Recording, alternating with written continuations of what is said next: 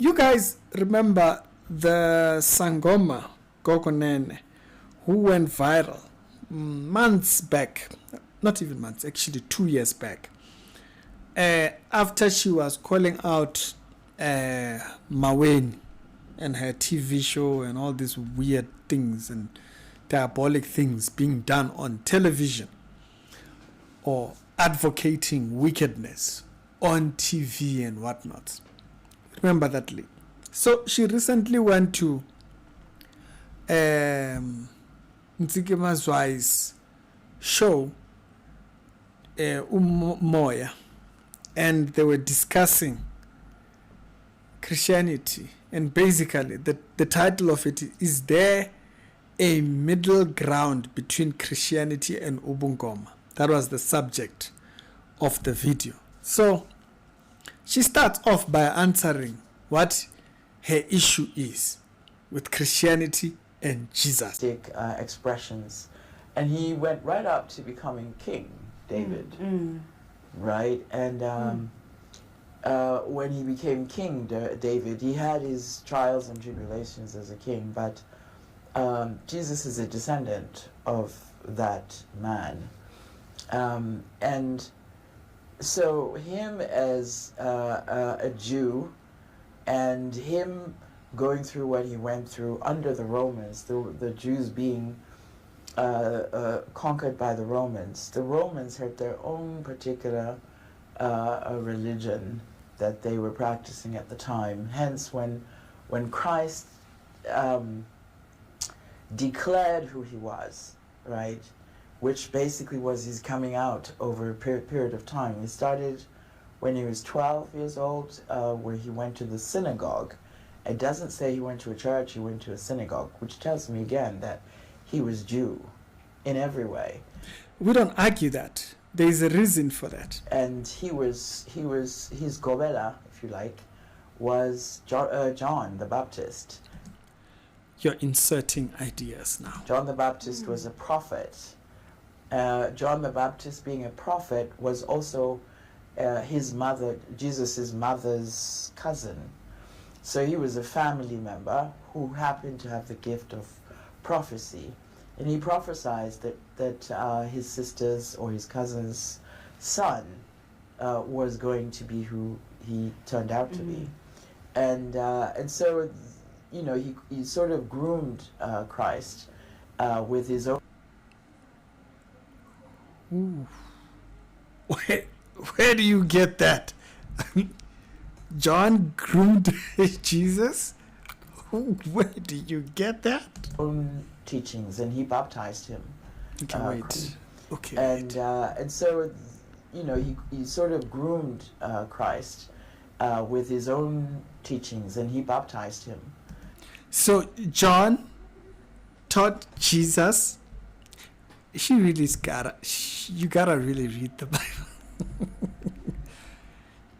John taught Jesus his teaching.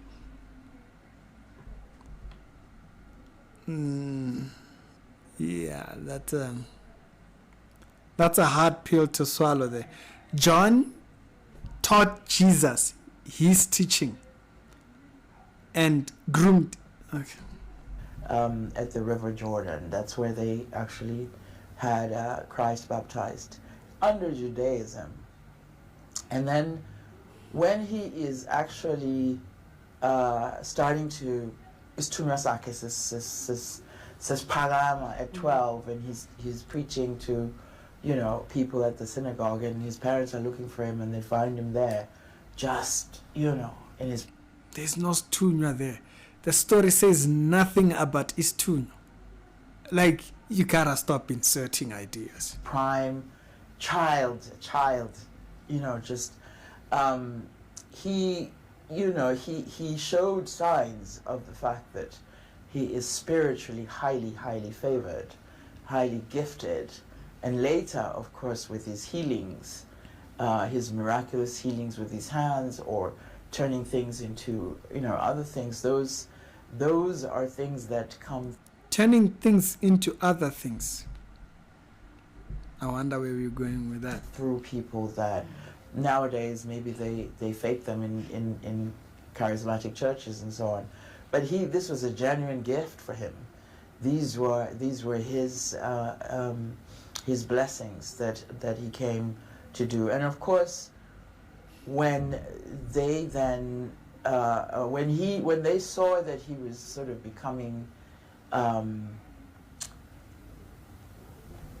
what's the expression? I don't want to use the N word actually, but or the K word. When a white person thinks you're just becoming too bright, and you're bright. A clever black. Yeah, exactly.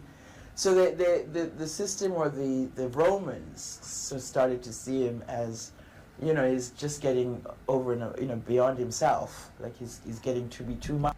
It's not the Romans. It's the Jews that had a problem with him. They handed him over. Even Pilate says that. You really gotta read the Bible. You really gotta check the Bible so that when you speak on these things,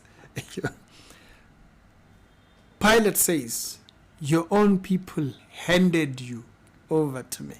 So much because beyond himself, like he's getting to be too much, getting too big for his boots. Yeah, he's getting too big, and he is declaring himself, the Son of God is declaring himself as having a power beyond himself, really.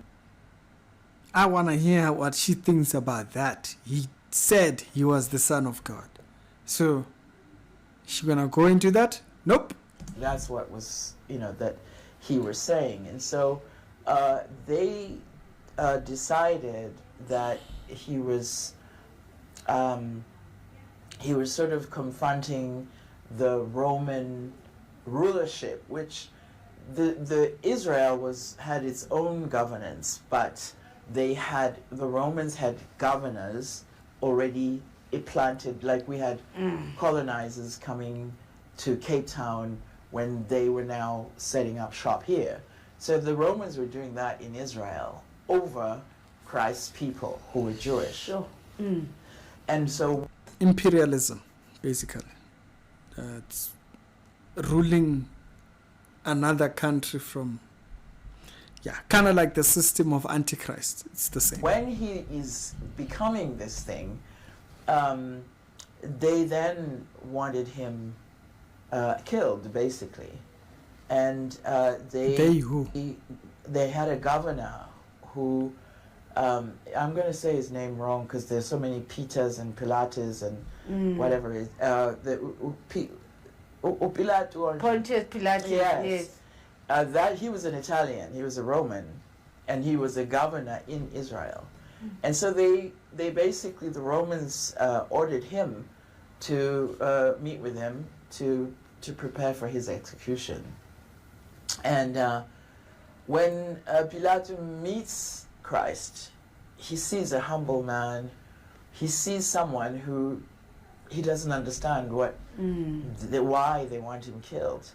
And that's why Sangoma Pilate came from, is that he said no, he can't. He will not execute because he doesn't see that. Okay, so right there, that should tell her that her assumption that the Romans thought he was being a problem is wrong, right? Because she's just implied that Pilate didn't see any guilt in him. So showing that the Jews are the one, according to the Bible, who handed him to be judged. Because according to that particular period of time, the Jews had lost the right of execution of judgment, particularly capital punishment. And so this is contrary to the idea she was painting earlier on. Is she going to correct that? No. There's a reason to do that. And so that is why it then became a public execution, I think, which is where the Romans then incited the riot with Israelis. And the Israelis then took to the streets to stone this man and then eventually put him on the cross, and then What? Yes. No.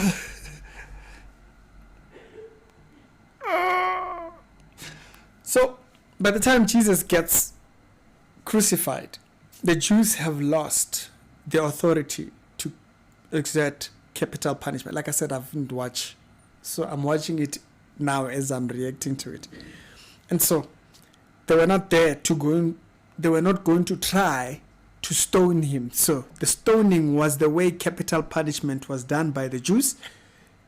Crucifixion, which is what is prophesied, was what the Romans did.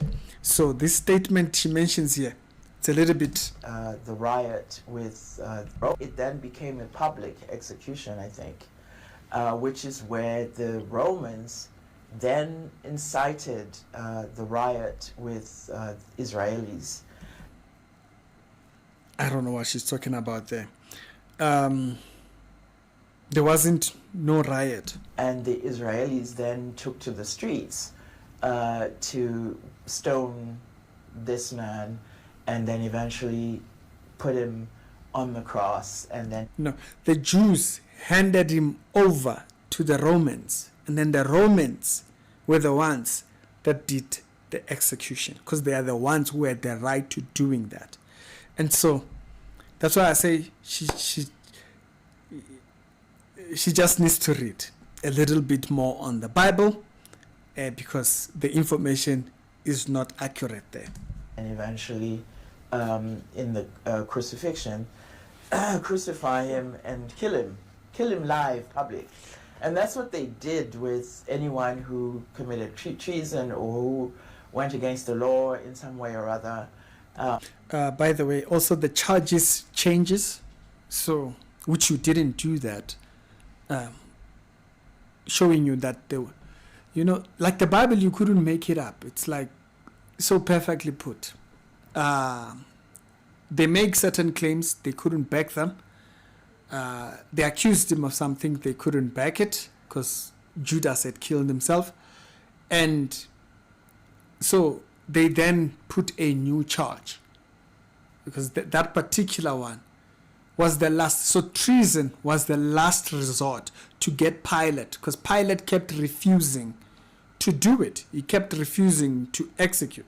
So he kept, the first time he refused, the second time, And so that claim there, committed treason or who went against the law in some way or other, they were seeing that the Jews are now, this is a leader who is potentially going to transform the power of the Jews or the Israelis and then defy the authority of their presence in that state. So it was very much a political thing, and it was very much an execution, which was very much public.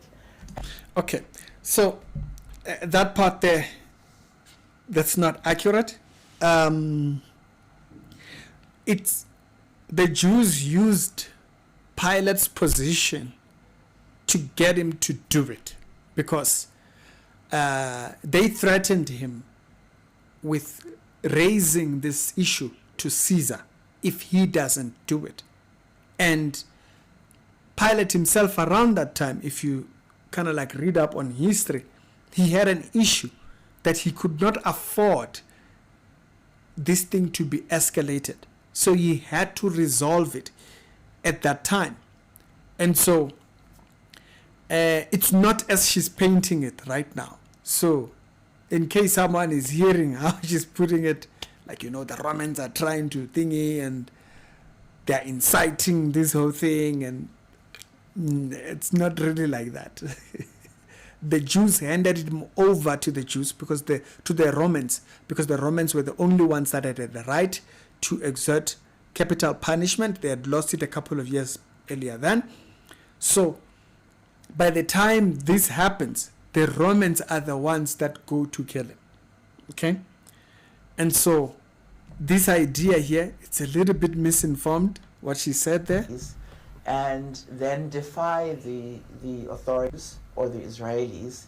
And the Jews are now, this is a leader who is potentially going to transform the power of the Jews or the... That was not the case. The Jews rejected him.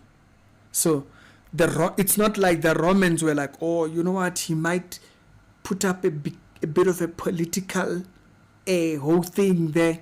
That's not what they were seeing at all. The Romans were acting because they were the only ones that had the right to do that.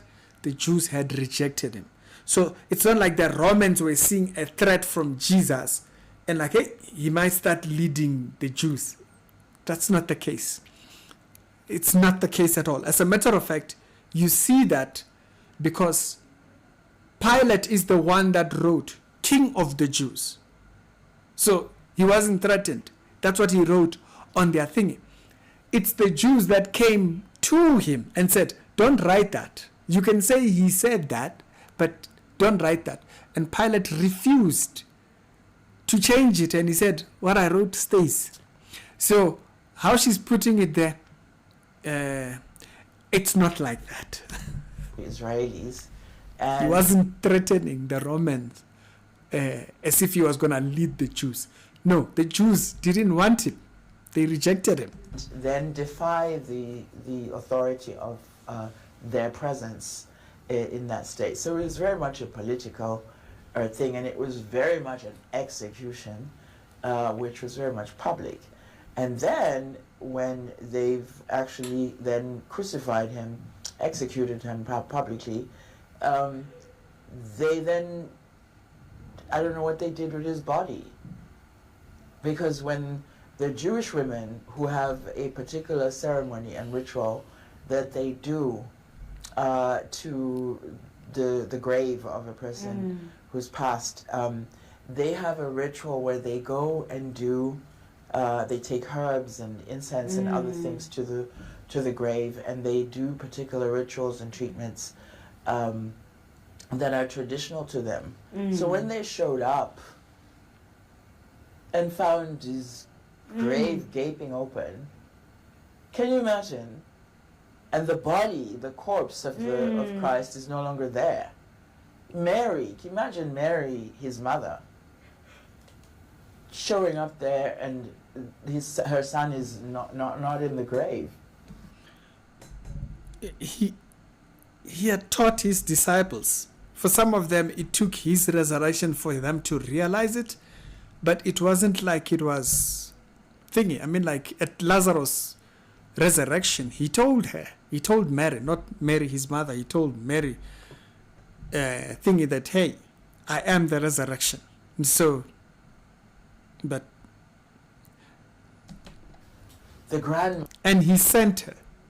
He sent her. Go tell the disciples, I'm risen. Mother, Mary Magdalene, his mother. I mean, and all of that is minimized severely. Wait, what? It's minimized? What are you talking about? Magdalene, his mother. What? Mary Magdalene, his mother. I don't know what she said about Mary Magdalene there.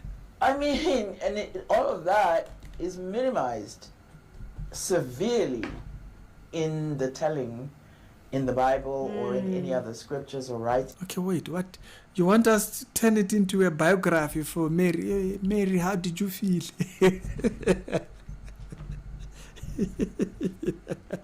No, like, oh, no, how did you guys like it? He died. By the way, it's your son, Mary. No. At 12 years old, Jesus, it shows you something in that scenario.